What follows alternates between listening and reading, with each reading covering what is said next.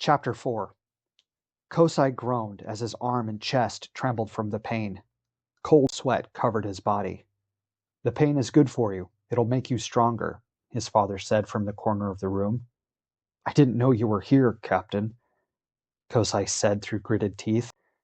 "I've watched over you since sundown. I take it that you're gaining feeling back in your shoulder. That's good.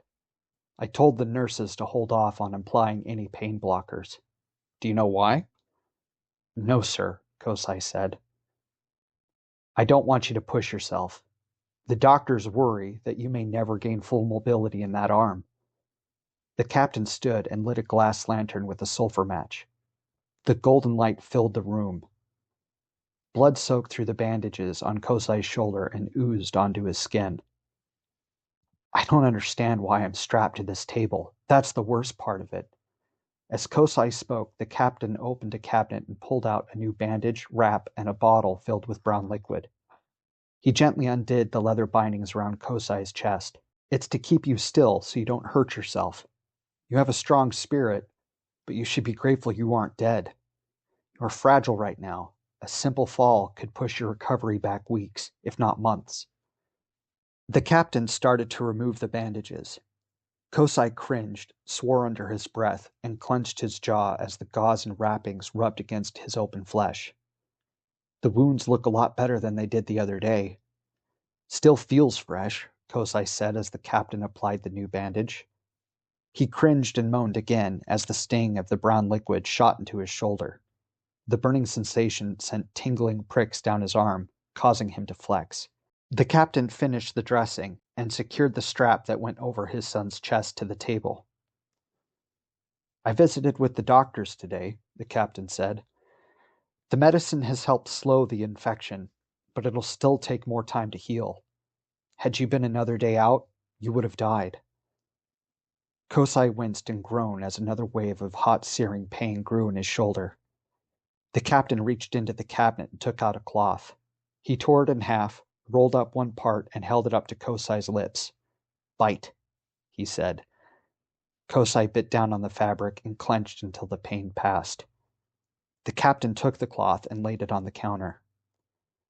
"There are things you can learn from this experience. When you're healed back to your usual self, I have an assignment waiting for you." "Another caravan escort already?" Kosai asked. A memory of the hooded figure flashed in his mind. He closed his eyes, trying to remove the image from his mind. When he opened them, the captain was smiling at him and shook his head. "No, but I will let you know the details tomorrow when I return from a caravan escort myself." "But you haven't done that in years. Isn't that beneath you, sir?" "It is crucial that I go. If anything, it will strengthen the guards' morale and help the drivers feel at ease. I also want to perform some reconnaissance, personally, that is. It's getting late. You need your rest. I'll see you tomorrow." "Yes, sir," Kosai said. The captain kissed his son on the forehead, blew out the lantern, and left the room, quietly closing the door behind him. "Another assignment already?" Kosai thought as he stared up at the dark ceiling.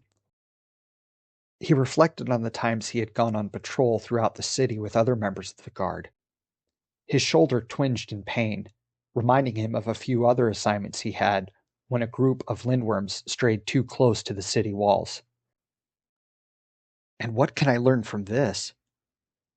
The darkness reminded him of his attacker. He closed his eyes hard to shut out the image of the man, but then opened them again, embracing the memory. The pain in his leg surged, but he used that to help him remember, to help him see his attacker. With every heartbeat, with every throb of agony, he was reminded of the peering amber eyes in the desert.